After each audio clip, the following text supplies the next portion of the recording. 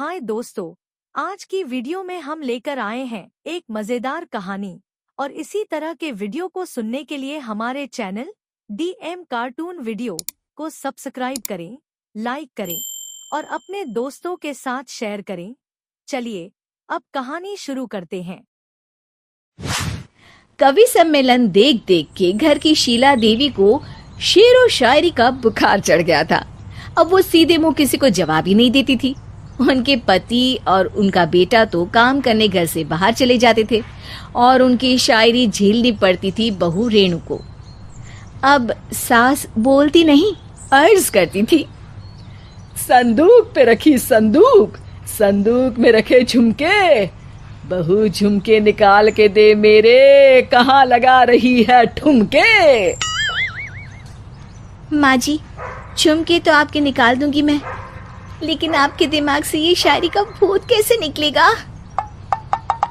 छोटे लोग नहीं समझेंगे, शायरी है शौक बड़ा, तू अपने काम से काम रख, मेरे काम में मत टांग अड़ा। शौक अलग बात है, लेकिन हर चीज में अपना शौक डाल देने से जग हंसाई हो सकती है सासू माँ। अरे मैं हूँ एक नंबर कलाकार, कोई ऐसी वैसी बला नहीं, तुम घर के कामों में उलझी, समझोगी मेरी कला नहीं। ठीक है माँ जी, आप नहीं समझती तो कोई बात नहीं, लाओ मैं आपके झुमके ही निकाल कर दे देती हूँ। बहू सास के झुमके निकाल कर देती है और वहाँ से चली जाती है। शाम को बहू अपने पति से शिकायत करती है, सुनिए जी, आप माँ को कुछ समझाते क्यों नहीं? अरे क्या समझाना है माँ को? अरे अपनी शायरी थोड़ी कम करे ना। अरे तुमको उनकी शायरी से क्या दिक्कत है? अरे मुझे नहीं, पर पड़ोस में सब लोग हंसते हैं, कहते हैं बुढ़ापे में लोग सठिया जाते हैं, लेकिन शीला जी तो शायर हो गई हैं। अरे लोगों का काम है कहना, लोगों की बातों का क्या टेंशन लेना। अरे वाह, मैंने भी शेर कह दिया, वाह वाह वाह वाह। देख लो, तुमसे किसी ने कहा नहीं और तुम्हारे सामने कोई माँ की बुराई नहीं करता तो तुमको फर्क नहीं पड़ रहा।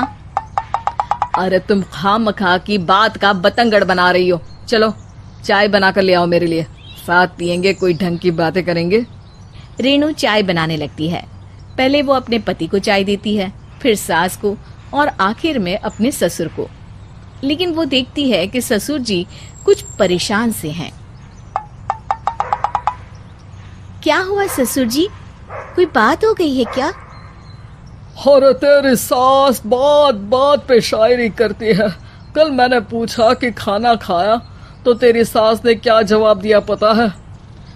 अरे गलती की और आरोपी ने कोड़े खा लिए फटाफट, खाना तो नहीं पर पकोड़े खा लिए झटाझट। अब बता क्या जवाब दूं इस बात का?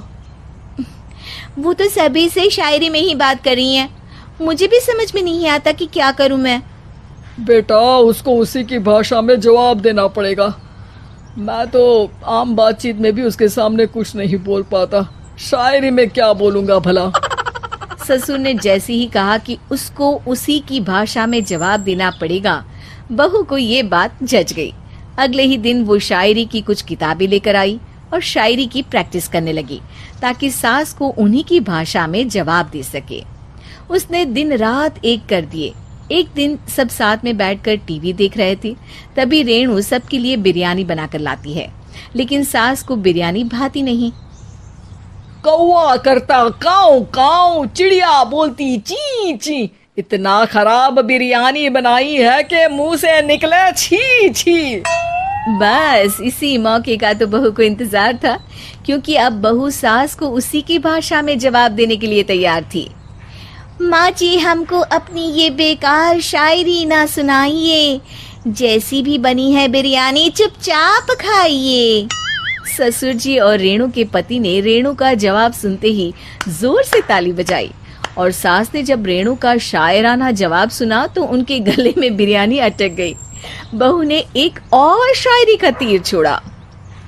शायरी में बहू के सामने सास हो जाएगी ढेर, क्योंकि सास मारेंगी एक शेर तो बहू मारेगी 1.25 शेर। सास को छोड़ के सब वाह वाह करने लगते हैं।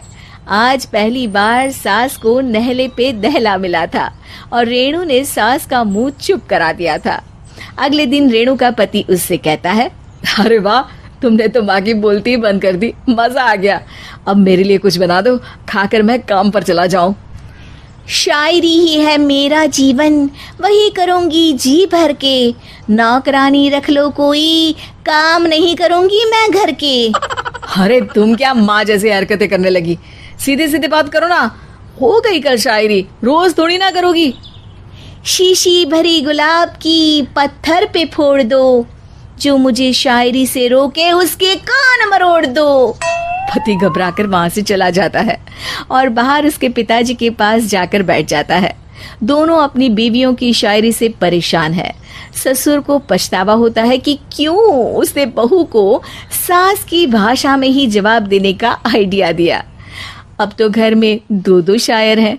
दोनों एक साथ दुखी स्वर में कहते हैं, हम दोनों की ही बीवियां जब से शायर हो गई है, क्या बताएं, जिंदगी एक फटा हुआ टायर हो गई है।